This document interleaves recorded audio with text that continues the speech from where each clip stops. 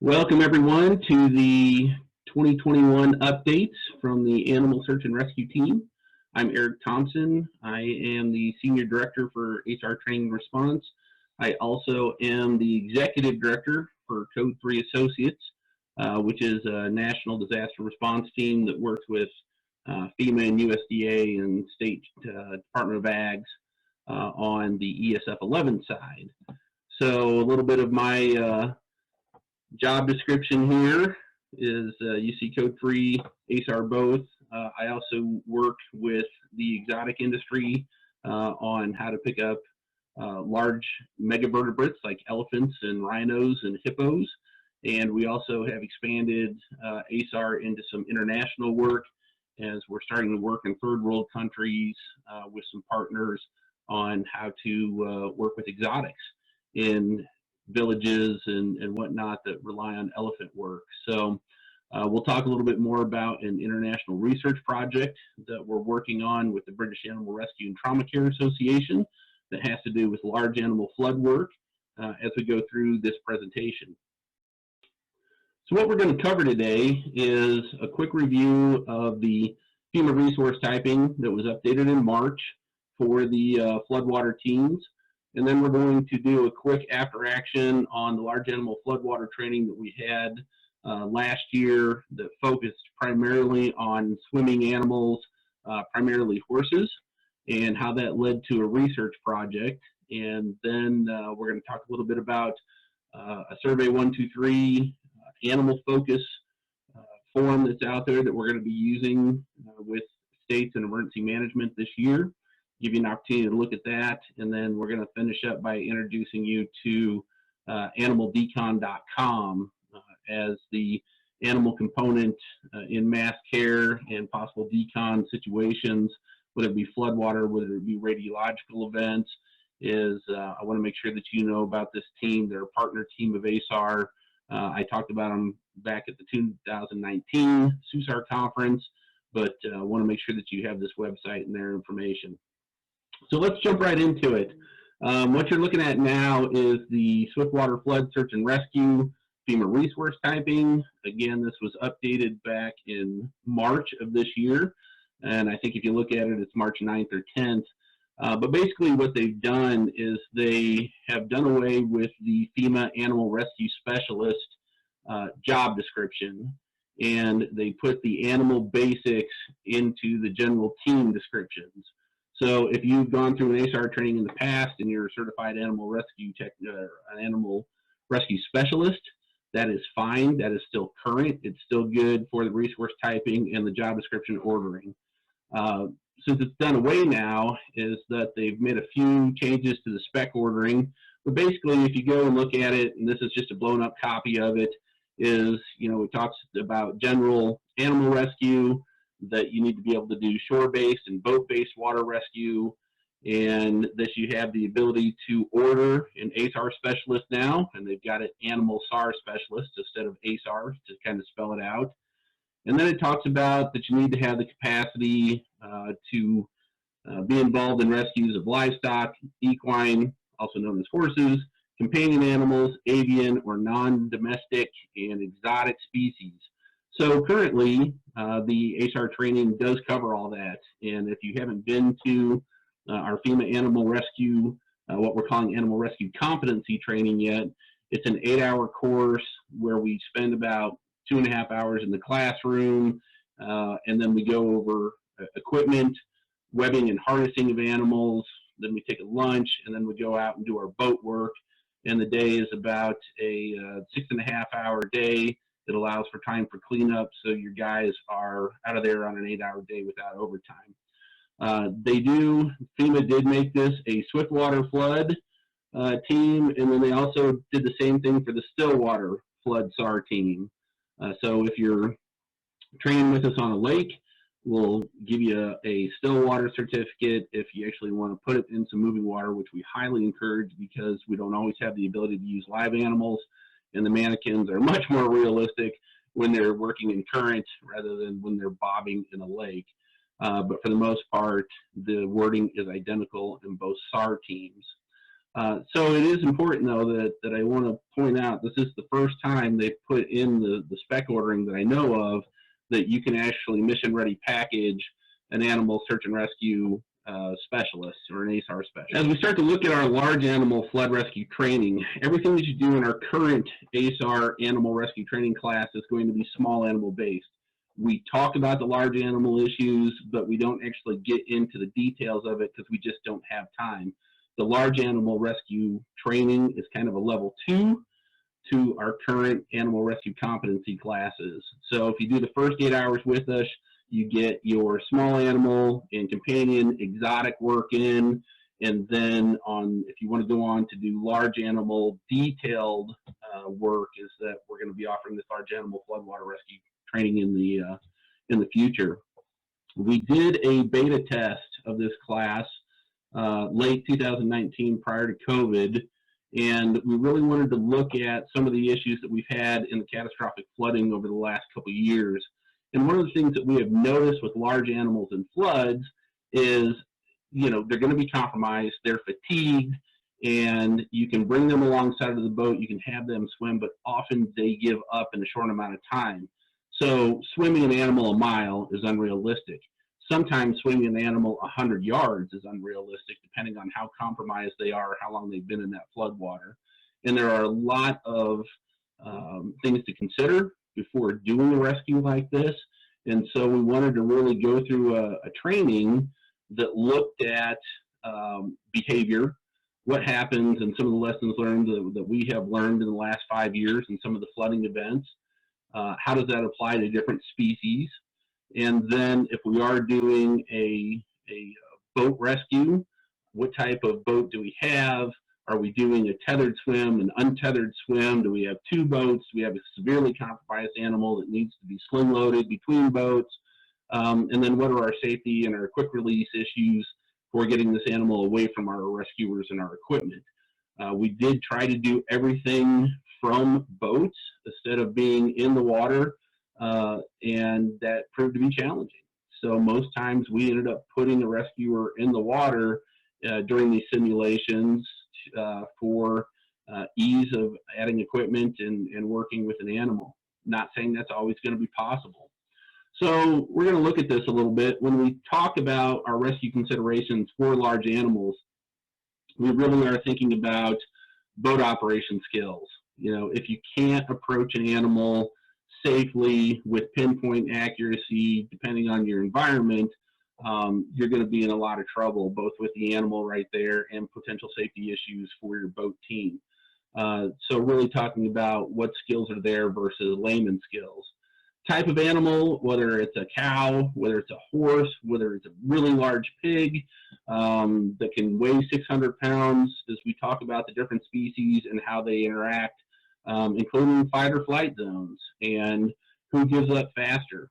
And it doesn't matter whether they've been fatigued or not. Some animals actually go into this euphoric state and just give up and say, okay, I'm going to die now because these people have me and I have no control, and they just sink. So really, what type of species you're dealing with can be critical. Number of animals, are you trying to swim one animal? Do you have an entire herd of 10 horses that you need to deal with? Of course, what are your water conditions, your flow type, your underwater hazards? Can you leave them in place? Is there a crest coming in the flood zone that's going to wipe them out and they need to be moved to higher ground and actually removed? Or is the crest already by and we're just waiting for the water to go down so we can get trailers in to get them out? A lot of times we choose to leave them in place because swimming an animal next to a boat is equally dangerous in my head as trying to do a sling lift under a helicopter. So lots of challenges involved with it. Type of boat, of course, is critical. We're actually, some of these trainings that we're doing is we've got a 14-foot John boat that we use in an urban environment, but you're not going to tether a large animal to that boat. That would be leading an animal in some fashion versus having a large 20-foot connector boat or a nice Zodiac or inflatable that you can bring an animal alongside. Of course, distance to dry land or higher ground is critical. We really are recommending under 100 yards if at all possible. Anything longer than that, it's going to have to be a fairly good plan and support for that animal. And then, of course, general handling experience. If you don't know how to handle these animals on land, you will have complications even more in the water. So we go over that large animal piece. And if we have a live animal, if at all possible, we try to bring that live animal to the training, because they can be quite intimidating if you're not a large animal person. Of course, do we have time to effect this rescue? The weather, daylight, we're not going to start a large animal swim when we've got a half an hour left of daylight and we've got to pull out. So some of those considerations going forward, we really took a look at the buoyancy mass. And when you take a look at this, you know, of course, we're working off of human buoyancy mass, but we applied it to an average 1,200-pound horse.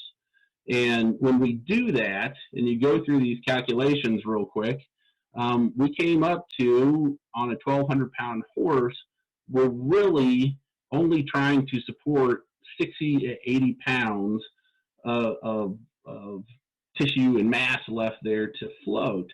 So if we're stretching that out along a 6-foot body and we're going to use a horse as an example, is you're talking, you know, the equivalent of, let's put a bunch of PFDs on this animal to see if we can support it. Now, really, we haven't done that, but what we have experienced is that we'd like to see more of 100 pounds flotation stretched across the animal to help it float and provide support, rather than just a head support or chest support. And again, the buoyancy or flotation tools that we would like to have don't exist yet, and that's going to be part of the research project that I'm looking at. But when we think about floating an animal or swimming an animal, we don't have all that much weight to support. We don't have to support a full 1,000-pound animal, right?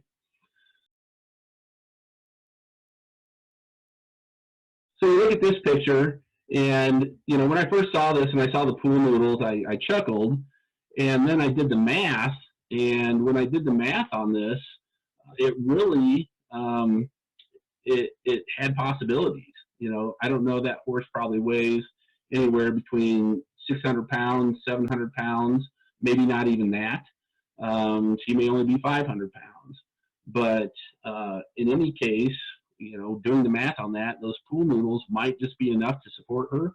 They're not placed in the best spot. I'd like to see some in front of her legs. But when you think about if she had to swim, putting something in front of her legs may inhibit her swimming. But I would wonder whether, if she was floating, whether that would tip her too far forward or whether it would be enough support.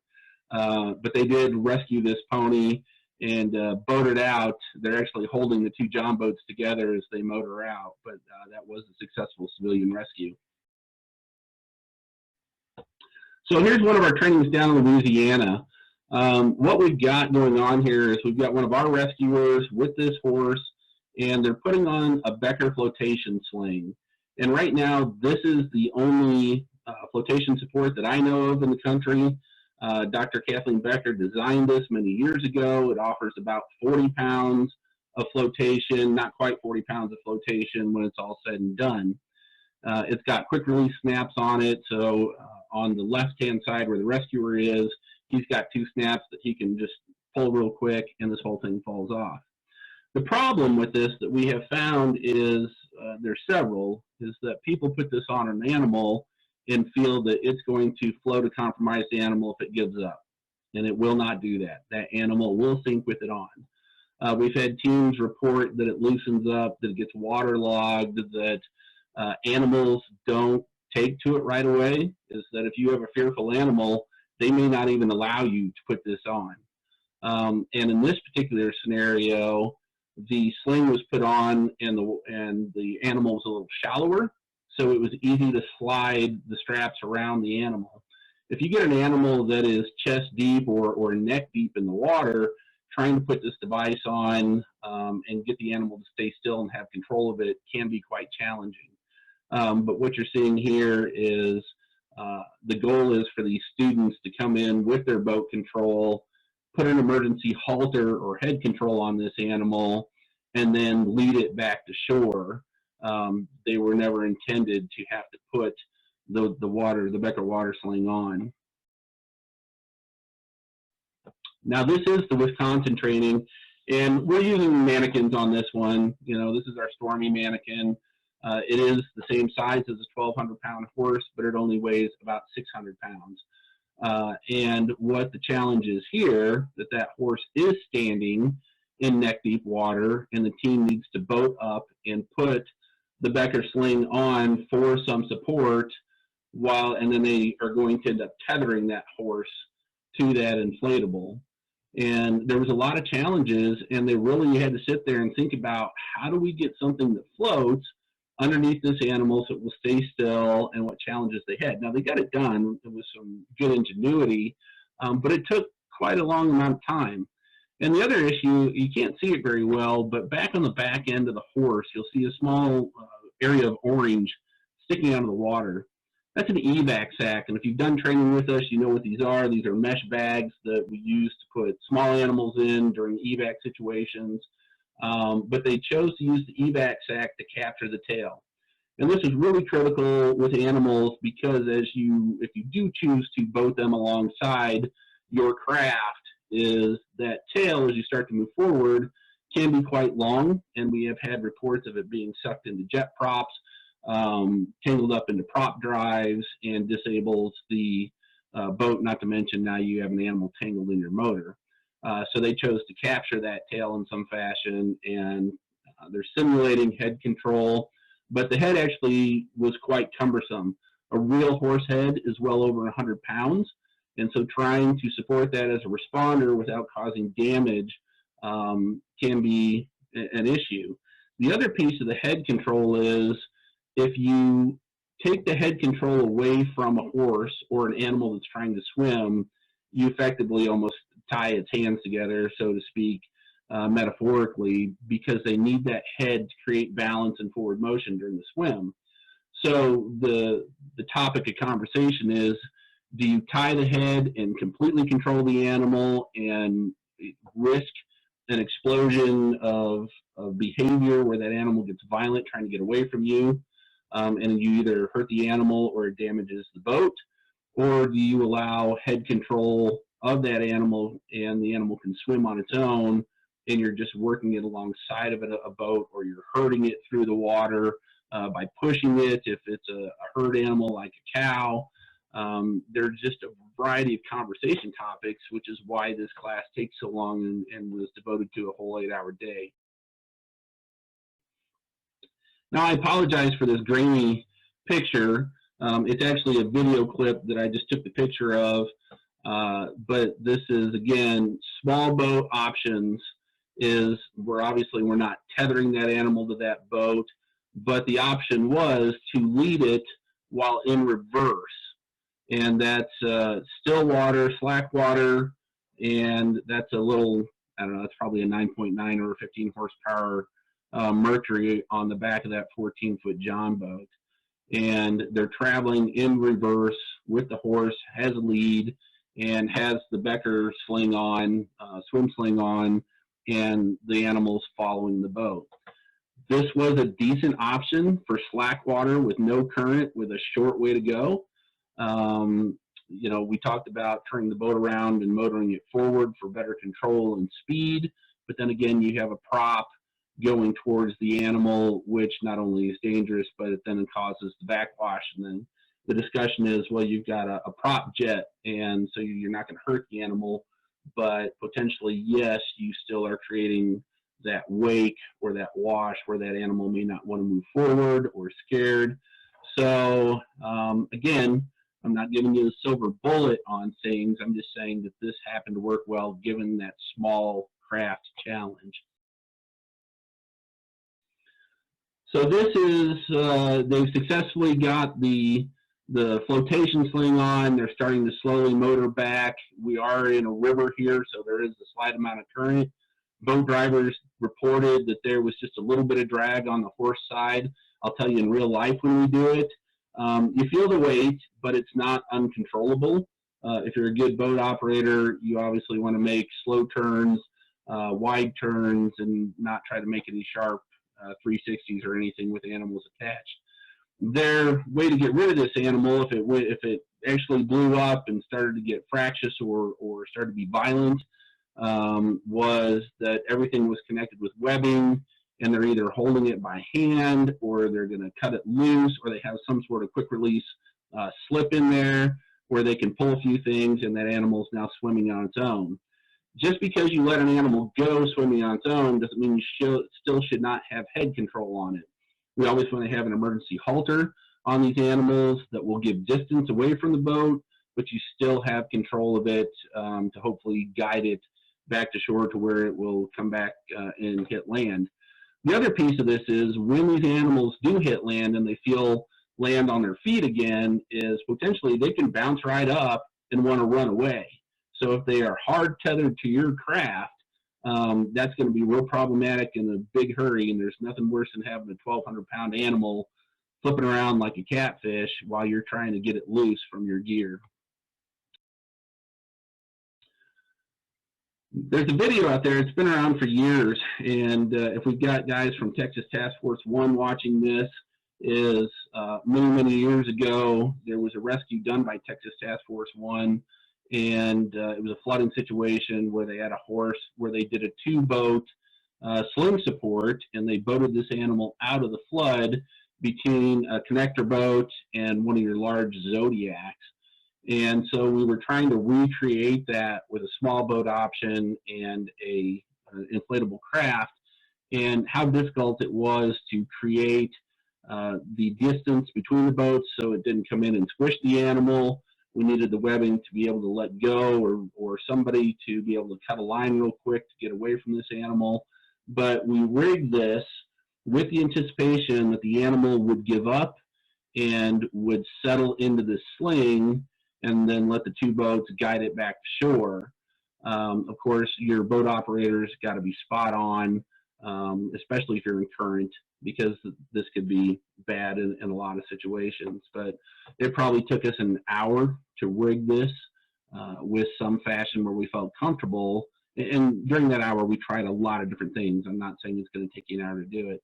But when we talk about what size webbing you need, are we going to be doing soft tissue damage to this animal? Is it really enough support?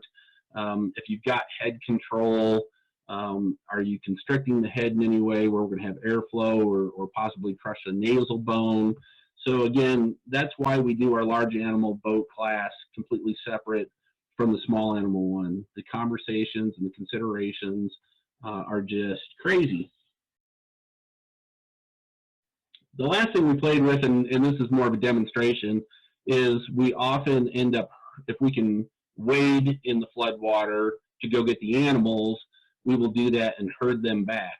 One of the ways we do that is with orange construction fence, and we have used throw bags that are tethered together, and then of course we had this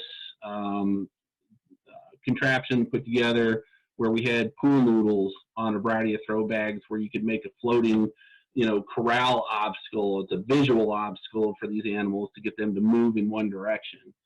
So again, we've got the tail bound up in an evac sack on this one, but if you're looking for a way to herd animals and you've got some pool noodles or throw bags and tether them together, a small visual barrier can get them to move without you getting too close to them. When we were all said and done with that day, we had more questions than we had answers. And we were determined to try to find at least a way to create a flotation device that will keep an animal from sinking, but not impede its current or its normal swimming stroke. Is that we want to be able to put it on, get it off quickly, but should that animal decide to quit swimming, we want to support it. So we decided to do a research project, and if you scan this QR code, it'll take you to a PDF of the abstract for the project that we're trying to get underway. And we actually worked it with, we are working it with the BARDA, the British Animal Rescue and Trauma Care Association, because when we talked to our partners in the UK, they were having the same issues that we were having in the US. And so the mannequin maker, Resquip, is in the UK. And with BARDA being in the UK and trying to learn some lessons also from what we're doing in the US, we just decided to partner up. So if you get a chance, sorry, I'm going to flip that back. If you get a chance to look this over at this project, it will actually give you a lot of the considerations that we're looking for. And if you want to be have any stories to contribute to that research project, please send them to me. My email will do at the end here, and we'll have some Q&A time also. Some more links for you as we're doing our projects. We did an ASAR data project using Survey 123 and Esri partners. The project paper is on the right, is the QR code. If you want to see the actual Survey 123 form the ASAR teams are using, you can scan that code on the left. And then I'll put the dashboard link in so you can see what the dashboard is seeing in the EOC or partners that are linked into the dashboard. Basically, all we've done is made a really enhanced version for ASAR teams, so when they're in their field, we can take pictures of the animals, put notes in there, and it's just a bolstered data set from what they created in Survey 123 version 7.